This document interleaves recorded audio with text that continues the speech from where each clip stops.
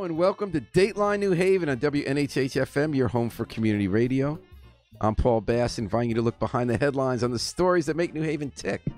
While Oz, Griebel, and Monty Frank are making New Haven tick in Connecticut these days, they're running for governor and lieutenant governor on a ticket, an unaffiliated ticket, and they're running hard. They're here in the WNHH studio to tell us about that. Welcome back, Oz and Monty. So great to see you. Great pleasure to be here, Paul. Hey, Paul. Thanks for making time, because I've been noticing you racing around the state. You guys are busy. And I want to thank New Haven Hospital for providing support for today's program. So what's the latest on the trail? Give us a moment. You're running as unaffiliated candidates, third party. Right. Monty, you're a former Republican. Monty, you're a former Democrat. Oz, formerly Republican. And you've been doing well enough in the polls that you're in the debates.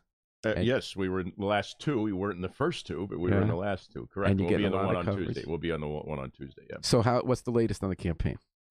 Well, first of all, I just want to make sure your listeners know that to go to the bottom line on the ballot, that's the most important thing for everybody to know, since we'll be on line 1H all the way down at the bottom of the ballot. So you're after Libertarian, you're after We're after everybody. Why is that? I believe it's because I think part of it's on the last three of our lines. It probably has to do with alphabetical order, as much as anything else. But as you know, been through this process with you before. You know, they get the Lamont has been cross-endorsed by the Working Families Party, and Stefanowski has been cross-endorsed by the Independent Party. So both of them are on the line. So you get to see the names of all these other candidates a couple of times, and then some minor party candidates who aren't showing up in the polls. And then if you keep hunting, you find Oz and Well, Monty. don't hunt. That's what we're saying. Go all the way to the bottom line first, and then vote for Do you think that's going to be a Frank. factor? You know, when we were coming up, guys, we always heard about how important line position was. Right.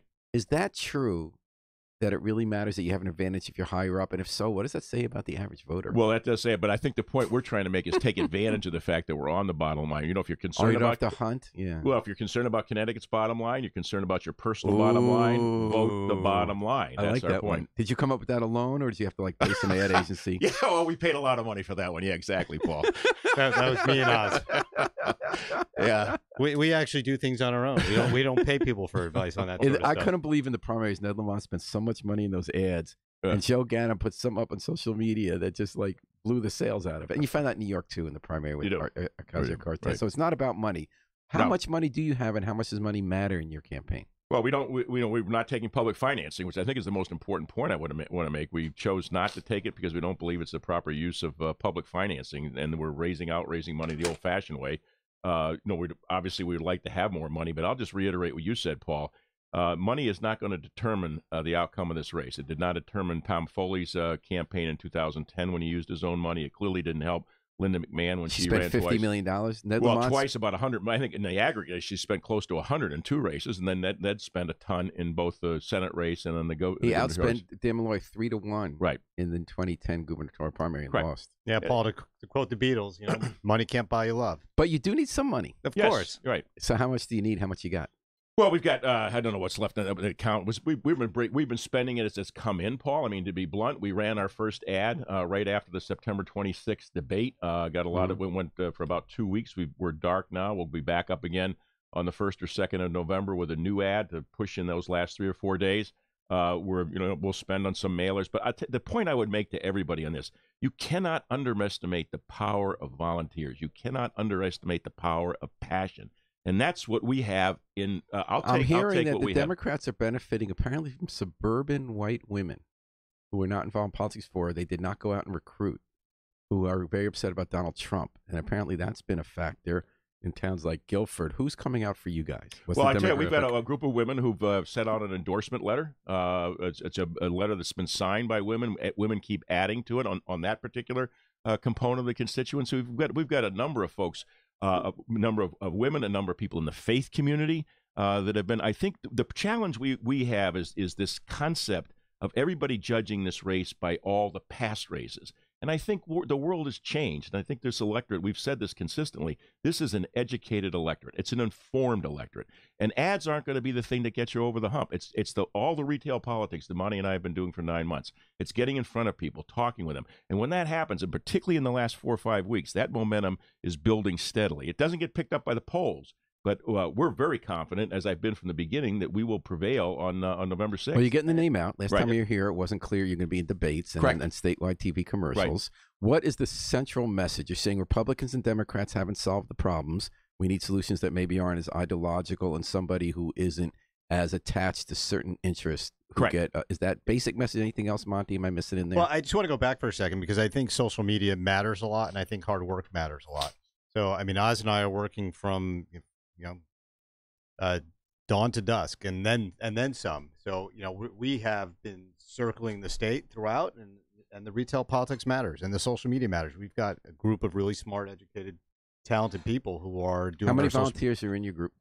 We probably have at least 200-300 volunteers. Oh, yeah, that one's growing pretty significantly. And then, like a traditional campaign will go out door to door in districts they identify as having the most potential votes.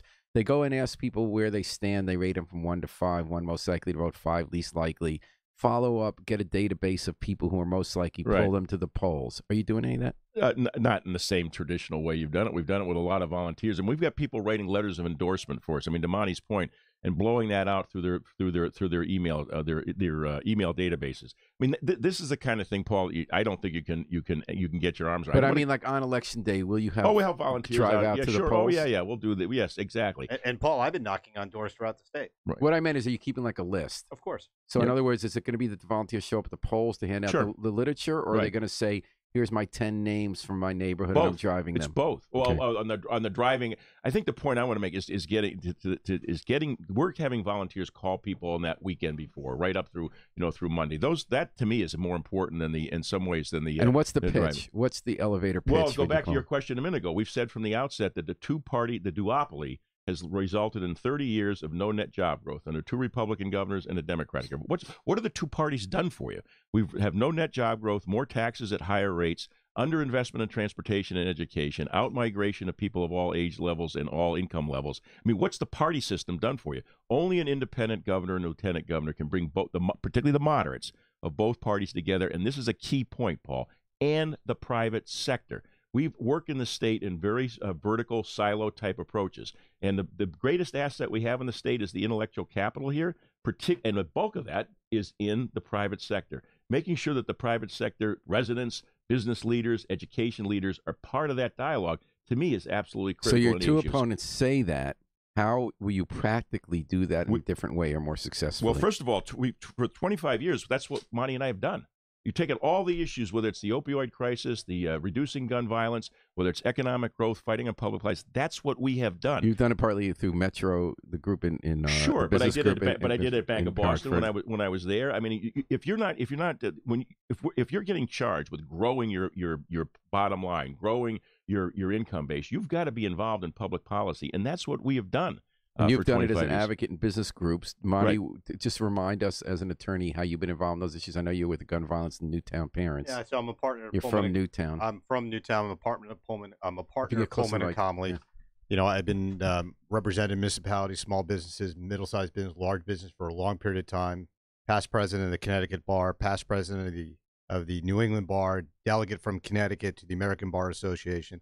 And in those roles, I've had a significant impact on a lot of the issues that are important to Connecticut residents.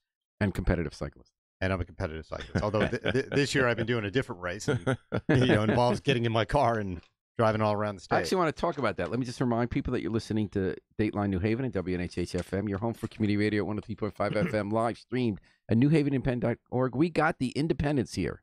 We got Oz Griebel and Monty Frank, the governor and lieutenant governor ticket, unaffiliated, running right behind the Democrat Republican in the polls right now for governor.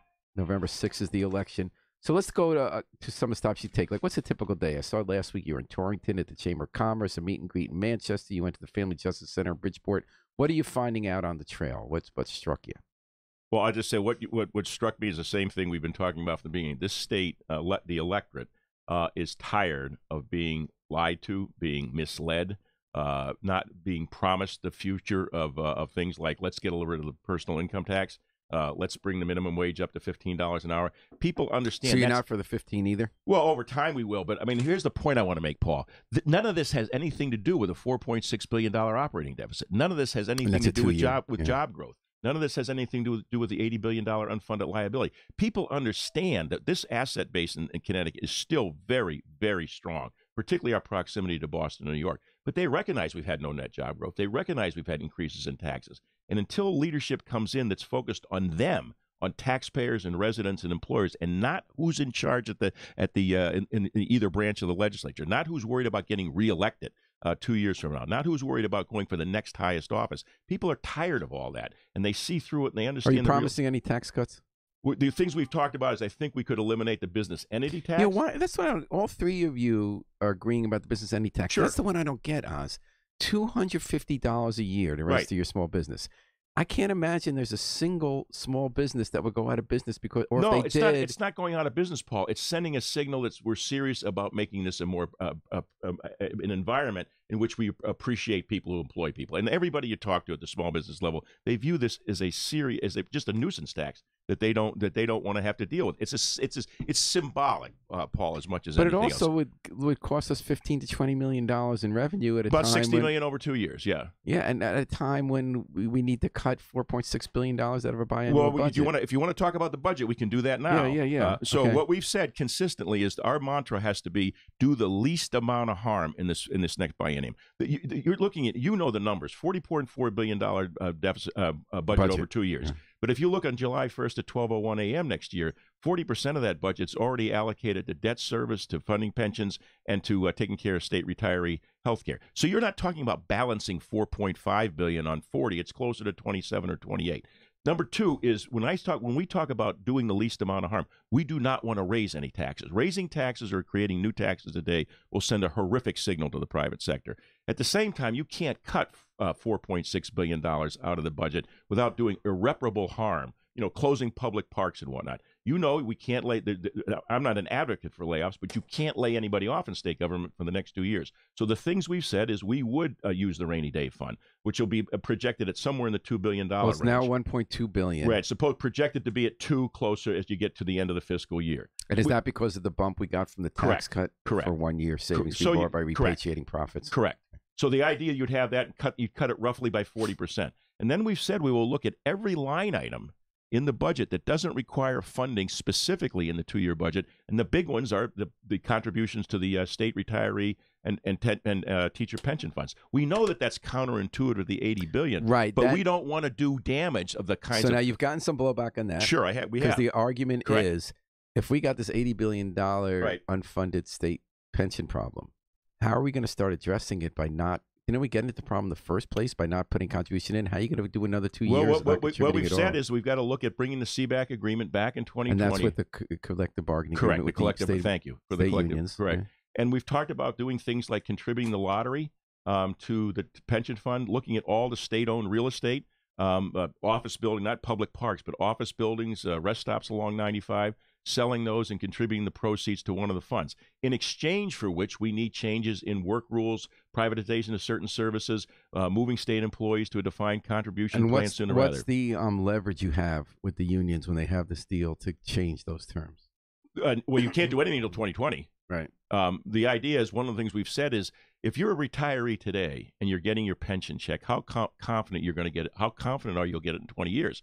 And the point we're trying to say is we'll shore up the funds if we're willing to get, that's where the exchange is. And so Puerto Rico, these are serious issues we're dealing with here. They're very serious issues. Sandy Lazella says, hello, listening on Facebook. Thanks for listening, Sandy. Paul, you asked a question earlier, what are we hearing out on the campaign trail? And what I am hearing, and I'm all over the state, is people are really dissatisfied with the two major party candidates. That neither one of them are serious in about the issues. And neither one of them are proposing solutions. And as we get closer to election day, and you start looking under the hood and kicking the tires, people are realizing that poll-tested platitudes are not going to solve the serious problems that we have in this state. So, Monty, you've been an attorney for municipal governments. When they have a pension problem, would you ever advise them not to pay in for 2 years? Municipalities do it all the time. They sure do. And doesn't get them in trouble? It sure does. I mean, look at Hartford. Yeah, look at Hartford. Yeah. But what Oz is proposing is not an indefinite. Right. It's an alternative funding source that will actually shore up those funds and make them more secure. At this point, I mean, those funds are essentially insolvent. But why are those hand in hand with not paying for 2 years? Are you saying you can get bigger changes down the road? No. So come back to where, if you don't do that, what are you going to do? Are you going to raise taxes? And we're saying, no, we don't want to raise taxes. And you don't want to have mass layoffs. Yeah. Do you want to cut more? So how much? What are those So annual there's- contributions? Is that to get rid of the rest of the deficit? Those two things. It would get close. Yeah. How much do we save by now? What would those annual contributions be that It's we north of. It's north of well over $1 billion. Okay. And so the concept isn't that we're going to not pay Correct. into the funds. The concept is we're going to buy us some time and look at an alternative funding source to shore up those funds and get retirees, give them the security that they want, that the funds are going to be there down the road so that in 20 years they'll be able to draw from the pensions. Gotcha. Bob Hyder says hello, and Gene Miles says hello. What is the stop most recently you've made, each of you, on the campaign that sticks out in your mind as kind of driving home why you're in this race, or the most compelling interaction you had with a voter? And Michael Conlon writes in, vote Oz and Monty. Well, I'd say, Paul, I think this is answering your question. What's exhilarating about campaigning and the privilege of campaigning is you get to understand, you internalize what you know intellectually, which is the breadth and depth of the talent in this state and the number of people who care passionately about restoring Connecticut to national preeminence. Yes, there are people leaving the state. It's a serious issue, and we've got some steps to try to address that. But not everybody's leaving. There are people just like you who are concerned about the future of New Haven. There are people in Pomfret. Have you been to district? What's that? Have you been to district? Have I been to district? A long time ago. Wait, maybe what is District is the new high-tech incubator in New Haven on James Street. I've talked to people. Opened I've not in been February. Yep, it's a great. I know what you're talking about. 75% leased, and the only reason it's not 100, they have to decide whom they're going to let in. Correct. Some people want to get in. High-tech companies, one went from 4 to 24 Exactly. people on a blockchain. And which you've I got, don't know about and you've got blockchain, it but down. that's one of their. And you've got it in Hartford too. People want to be there. They They're do. growing businesses. They do. Well, I've been in the churches in the urban environments every Sunday for the last 6 or 7 weeks, and a couple months ago I was doing the same thing. Those stops are. Tell me about one stop in particular, each of you. One stop that sticks in your mind. One church, one corn dog you ate at a North Haven fair or something, you know. Sunday morning, I was at a church in Bridgeport, and pastor allowed me the opportunity to speak to the congregation. I did. I told the story about my family's history being, my mother's a survivor of the Holocaust, and talked about my daughter's experience in Berlin and Israel this past summer, and our visit to Prague. And I had an aliyah at the oldest surviving synagogue in the world. Where is that? In Prague. And was that continuously, or did that get rebuilt? No, continuously. Wow. Yeah, and they have a regular congregation, and they do every Shabbos and everything. Yep. And so I was stuck around. Wow. I was part of the minyan, and it's a small congregation, but it dates back to the 14th century. Wow. Yeah. And I'll show you pictures afterwards. But how did you tie that in to the campaign? Because it's what this campaign is all about, in that we care about people. We are going to make sure that we're all in this together. If you look at our plan for how to solve this Connecticut, it's entitled "We're All in This Together." And we're going to get to some of that, especially the opioid crisis. I just wanted to mention that Sandy Lasella, Mary Lawton read in. Sanket Amin says, I want physical control and gun control. It's possible to have both with Monty and Oz. And I want to scroll up to one you had about what is your plan for higher education? Ask a listener. Do I get to answer the prior question you asked, or do you want me to go was right that to a question, the prior one? Physical well, control, you asked gun me what the control. most, but you asked the question Oh, about the stops. Yeah, the stop. So I would. You're asking for one, and I will give you one. But this is true across the state. We've been up to Pomfret in the northeast corner several times around agricultural issues. And what energizes you, Paul, is when people thank you for coming and listening to them. Whether it's in a church, whether it's a group of farmers up in the northeast corner, whether it's a place like Torrington, where I was yesterday, who feels totally neglected in terms of Hartford being there, coming down to New Haven and the richness. You mentioned the innovation down here. That's what gets you excited. So they're all interesting, but each one is different. And that's what makes this state, I think, a particularly interesting and what one. people are really interested in is substantive solutions to the state's problems. So, talking about the northeast corner, we rolled out a substantive agricultural policy. I've been doing roundtables all over the state. I'm doing another one today in Mystic on how do we solve the opioid crisis. None of the other campaigns have the depth of knowledge, the experience, the expertise that Oz and I bring to the table. And none of the other campaigns are throwing out substantive, well thought out. You talked about agriculture, and I didn't focus on that because we're in New Haven, but I did notice you did put out an agriculture plan. Right. What were some of the highlights of that? Well, the first thing is that we wouldn't do anything to erode Public Act 490. That we would. What is Public Act 490? Well, from a tax basis, it allows farmers and to assess their property based on the current use rather than based on the highest and best use. Meaning potentially you could sell Correct. it to a shopping center Correct. and that would make it worth a lot more. Correct. So you have to Correct. pay So it's, taxes on it's that. valued as Correct. farmland as opposed to being a 30-home development. And that way you don't have an incentive to stop being Correct. a farm. So another thing we pushed out is, making sure that Jasmine Philly says, I have a farm in Canterbury. good. Hemp is an area where if we're proactive, we can help farmers develop that industry. We can help. Do we Yukon. grow hemp in Connecticut? We do in small amounts, but Right. we haven't been able to develop a pilot program because of the bureaucracy in Hartford. Now, how does that tie into marijuana and whether you want legalized marijuana? Can the same Different. plant support both or not? Do you Different either use plant. it for, it's a different plant? Well, different grade. But Oh. they're both versions of cannabis. But Right. Yeah. So you want to see a pilot program for hemp. You want to For make commercial purposes. That's the point that Monty's making. That's what we've heard up from a number of farmers up there about having. Oh, they that want be to a switch? Well, not switch, but they've got challenges around the revenue stream. They're no different than any other business in this sense, Paul. They're Mhm. looking for diversified revenue streams. Look at the number of ice cream shops that are up in the northeast corner, so that they have an opportunity to augment their core revenue from the dairy farms. I mean, they're as creative and as innovative as, in my opinion, as anybody in technology. And what they're looking for, like everybody else is two messages you get. Get government out of our way in some cases, or make sure the programs that, like as Monty was referencing, that we can get a pilot program on commercial hemp. It's trying to find that right, like everybody's trying to find the right balance on this. But one of the things I think we don't take for granted, there's a food security issue in there. It's like the diversification or the distribution of energy sources. Does everything have to be as consolidated as? There are so many smart by people. security, in the state. you don't mean people being hungry. You mean people's crops being in danger of attack or? No, about just having the idea of having local food is an important part as opposed to everything being imported. I think that's a goal that's been out there that we've been focusing on. The point I just to augment what Monty was saying, the people in this state care about the state. They're not just worried about their own bottom line. They want to make the contributions that will make this state stronger.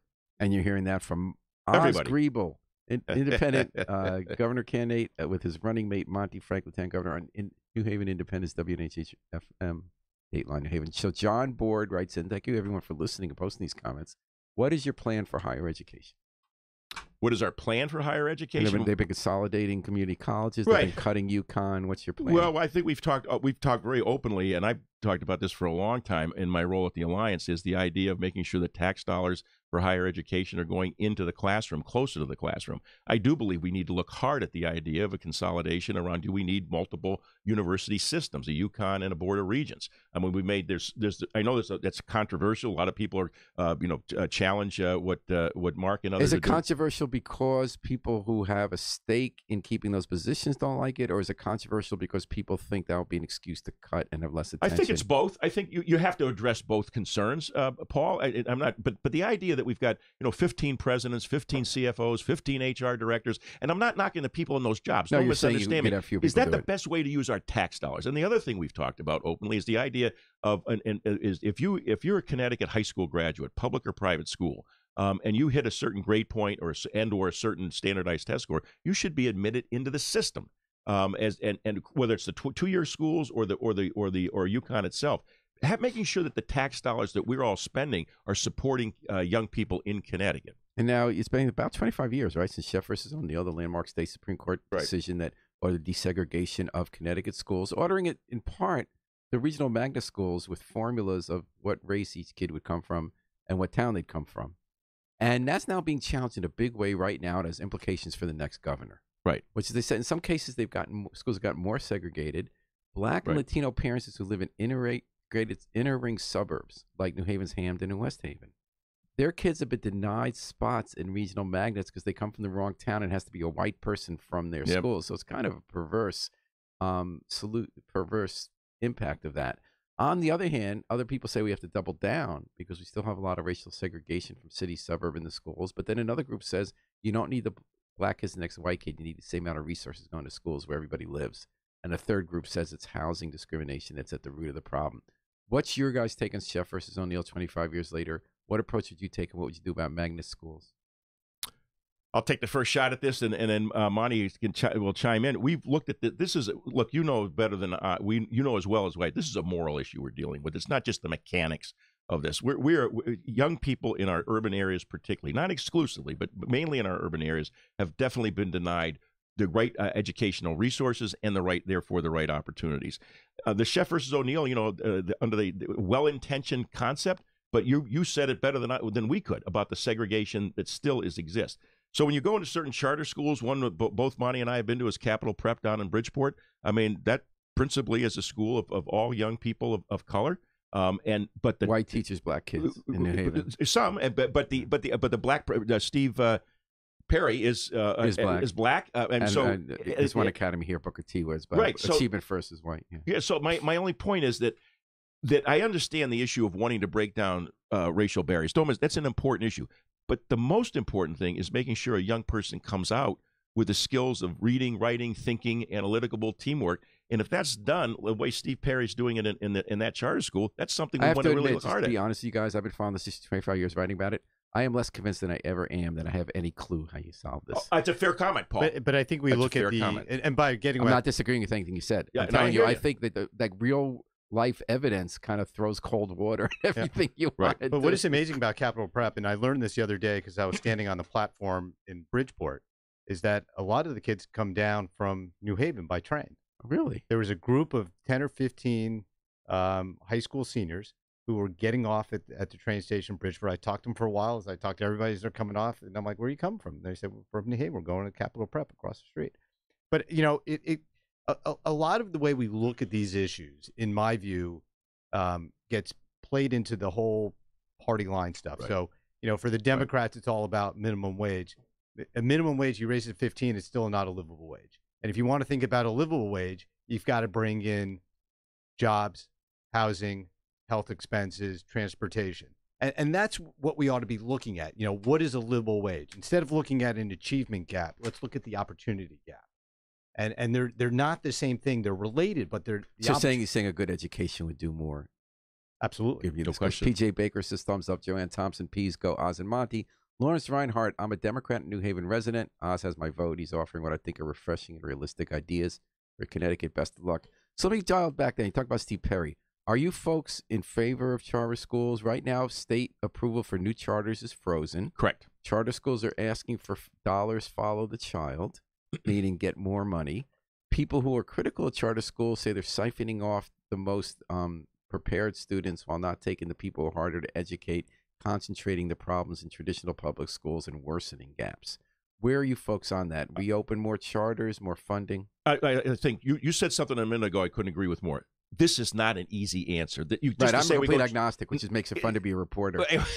Well, and I have to say, we're someone in the agnostic camp. The governor's got to treat this. The governor and lieutenant governor have to treat this as a moral issue. If it's only about the money, I think we're delving into the money. I get that, I totally get Monty's point about that's a more important economic indicator at the education level. But I do want to push you guys on this position because that's a decision you have to make if you're in there. And we're going to have to get a lot of people to talk about what that is. Paul, I don't think we're telling you we've got all the answers on this. Okay, so you're saying you don't yet have a position on whether to not reopen across the more board. But here's the difference, right, between Ned, Oz, and Bob and this ticket.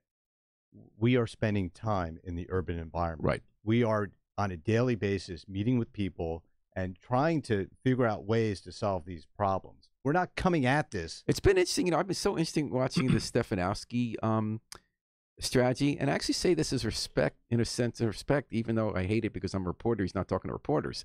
Okay, so he's been incredibly disciplined. He says, I'm going to have one message the whole time. Right. Dan Malloy taxes Dan Malloy, I'll cut him. But he's changing that message. Right, he's saying I'm not going to cut the not yet. Not yet. Right. And Ned's changed his message. So, all I'm saying is that so you don't really know who Stefanowski is. Right. The only thing he's given up is that he's a big fan in Arthur Laffer, which is really interesting to me because he's an economist who was discredited during the Reagan era. But apparently he feels that's safe enough, and it hasn't hurt him one whit. I guess most people don't remember who Arthur Laffer is. But he was so disciplined that in that 5-way gubernatorial primary in the Republican Party, no one thought he had a chance. He spent his TV money the best. Right. Well, up front. And he won that. And then this time he saved some of his TV money, and he's banking that you can win an election when you haven't been here, voted for 16 years, been here, by just being so disciplined on one point and not revealing too much. Here's a guy that he might win. Here's a guy who doesn't know what DCF is. He's a guy who doesn't believe in vaccinations.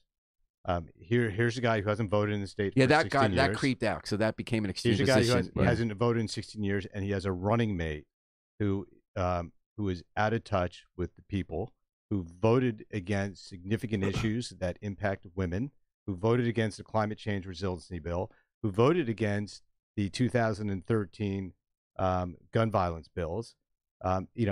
They're trying to hide him because he's so out of touch with the with this people of Connecticut. And I think it's our obligation to point that out, that if Bob wins, Joe Markley will be his right-hand man. Or next in line to be governor. Right. And if you look at more accurately, if you look at Ned's positions, what qualifications does Ned bring to the table that would allow him to be an effective governor?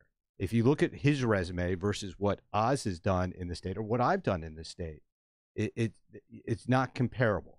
If you had an interview and you put in the resumes of Oz Griebel and Ned Lamont and Bob Stefanowski, Oz would clearly be the first choice based on not just his business experience, but what he's done with nonprofits and his experience in this state. And radio voice. Got a great Jane Meals says electing nonpartisan people like them would send a strong message all across the U.S. Andy Whitewright says, please ask Oz if he has an agreement with Ned to join the cabinet if he's successful in pulling enough votes from the Republican and independent Bob Stefanowski. So I think what this person's asking, I could be wrong. So Andy Whitewright, I apologize if I'm reading into your motives because I never met you. I'm guessing you're for Stefanowski, and I'm guessing you're accusing Oz Griebel of potentially taking votes away from Stefanowski, the Republican, and thereby electing Ned. So he's saying, do you have a deal with Ned? You run, you take votes. I get the same question from the other side. Republicans. I mean, because it's not clear who you draw more from. Well, and you know what? We're trying to. Unless this person knows something we don't know. 900,000 people are registered in the state as unaffiliated votes. That's the group we're most concerned about. Right. That's the group that has grown steadily over this. You've got Republicans. There was a story I said, I forget where I read it this morning, that the number of Republicans in Darien and New Canaan are down. I mean, the party is headed in the wrong direction, and I think the Democratic Party is. Why does a lifelong Democrat say, "Hey, look, we got to step back on this"? Why does a lifelong Republican? Well, the point you're making, Oz, is by far the biggest party in New Haven is the Connecticut, correct, is the not party, no question, and that's whom everyone's going after. And what the parties do is they play this fear game, exactly, and they try to convince people that they have to vote for the lesser of two evils. Right. Instead of voting for the best candidate. And a lot of Nader voters are told that, and I was a Nader voter in 2000, that you helped elect George Bush. Now, what Wainwright's question is asking is, where are the numbers breaking? Do you have any data on whether most of what would be the second choice of your voters? We don't know. I mean, we're not spending money. I mean, Paul, you hit a great question. Monty said this earlier. We're not spending money on this stuff. Because, it is all guesswork here. It is all guesswork. But you know what? You know what the biggest difference is? And you pointed out earlier about door knocking. When I go out and knock on doors, I don't have a list of Democrats and unaffiliated. I knock on every door, and I talk to every single person. And the reaction we get back is I mean, I don't know who I'm talking to. So I don't know if it's a Democrat, Republican, when you get or unaffiliated. Now, this is a question every third party candidate gets. Sure, absolutely. Are you the spoiler who's going to get us the worst of two evils? The inherent in the question, like Andy Wainwright's, is that there is such a huge difference between the Democrat and Republican that we can't risk having the person we don't want win because of third party candidate. Do you feel that that Stefanowski and Lamont fundamentally have crucial differences that will determine, do you have a favorite among those two if you guys disappear from the race? Let me go back to Paul. Let me make sure that the question that whoever sent that in, we have no deal with anybody. I didn't go into this race in August of 17. The only way I did it is because I'm convinced the electorate is ready for an independent ticket. I didn't do this to enhance my obituary down the road. I did it because we will win. And the idea of the spoiler, let's have an honest conversation. What's the Democratic and Republican Party done for you in 30 years? No net job growth, more taxes at higher rates, out-migration, underinvestment in transportation and education. The two of them are going to spoil Monty's and my chance of getting 70 to 80% of the vote. So, great. Look what happened in France with Macron. I mean, he won because people were fed up with the system and they got together as a group and said, we're not worried about... voting for him did not elect Marine Le Pen, who had been the hero, although she did pretty well. Well, not as well as she wanted. So let me ask you, just between us Sure. and our listeners in private, deep down in your heart, do you have a preference between Stefanowski and Lamont? Is there one you think would make a better governor than the other? Or Neither more one dangerous? of both of them would make, I think, horrific governors. So is your argument that they're both unpalatable enough that you're not risking anything by Correct. voting for a third Correct. party if that third party doesn't win? The electorate has two choices: more of the same, or Oz and me. We'll take the state in a different direction. Right. And the direction is that you listen to Dateline New Haven, WNHH FM 103.5, and livestreamnewhaven.org. And opioid crisis, that's a big thing. We don't talk a lot in elections, but in fact, along with state Huge government finances is taking record numbers of people's lives. We've Right. seen that in New Haven, not just opioids, but we also had the bad batches K2 that had Right. 120 Yep. overdoses in 2 days. When you talk about your plan for dealing with opioids, does it include, now I don't know, that I actually am agnostic on this question too, but just because I'm an idiot, I don't know the facts.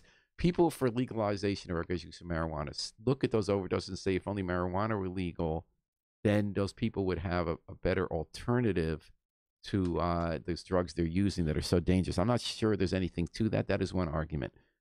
You've talked about requiring reporting of confirmed overdoses and treatment with naloxone to people who provide that, Yep. so they know people are undergoing chronic opioid therapy get that kind of help. Right. You also talked about what are the key parts of your opioid strategy, and does it include legalizing marijuana? It's a different issue, but let Monty take the opioid crisis. I want to come back to the legalization in a second because we do have a very distinct approach on that. So I started the opioid task force of the Connecticut Bar Association when I was president. I've continued to work on that task force and work with a lot of really smart people, including Dr. Dan Tobin of the Yale School of Medicine. And he helped, among other community leaders, formulate our policy. So to answer your specific question, medical marijuana, I think, is more tied into opioids.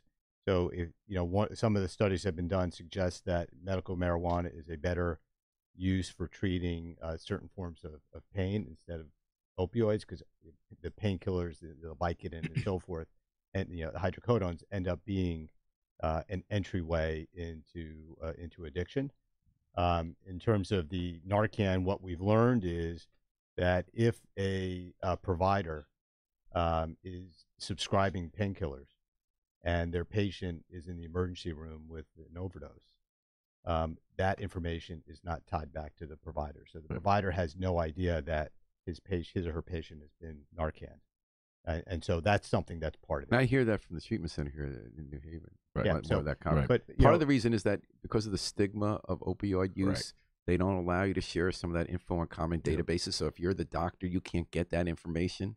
Would you seek to change that? absolutely. No question. And the first thing that we would do is Oz has asked me to chair the opioid task force. Will be statewide, so we'll go right into the governor's office, and we'd work with the private sector, the nonprofits, and public entities in order to put forward some changes and get everybody involved, all the stakeholders into a room. The second thing is education is really important. We've got to take the stigma off of opioid abuse disorders to make sure that people understand that the people who are suffering through opioid addiction are not junkies. They're not bad people. And we treat it like a mental health, brain health issue, because it's only then that we'll be able to get people the treatment they deserve. Just like if you broke your arm or broke your leg, there are providers that can help you through it. And On the ground in New Haven, two of the proposals have been, one from Mayor Harp, to allow doctors to prescribe methadone out of their own offices rather than in these major treatment centers like the App Foundation. You have big crowds of people every day near schools and all sorts of crime and stigma and traveling from town to town. And the other one is to have drop-in centers, like places where people use a lot of drugs, like the Green in New Haven, have it a block away where a lot of people don't have to go to the hospital often. You can have a triage, you have them just watched while they recover. How do those two proposals line up for you? they line up perfectly within what we're discussing, and not just methadone, but Suboxone also, and also making sure that we take the stigma off of the use of those medicine-assisted treatments, so that employers accept it. That and if they don't, that it's dealt with under the law, including the ADA. Those are all really good proposals. Another one that we've suggested is that Narcan be more widely available, that you can buy it over the counter Right. without a prescription. Currently, you can buy it over the counter. And what's the reason you need a prescription? What's the argument you're disagreeing with that underlay barring? I think it's been a progression, Right. and we need to take it to the next step, as other states have done, particularly Massachusetts, and allowing more widespread use of Narcan distributed more wide. We got to bring the costs down. I mean, currently, I have a box of Narcan in my car that was given to me by a treatment center that costs about $140. It goes all the way up to about $4,000. Why do you keep it in your car? It was given to me the other day. I put it in my car. I haven't taken out of it, but it's there, in case.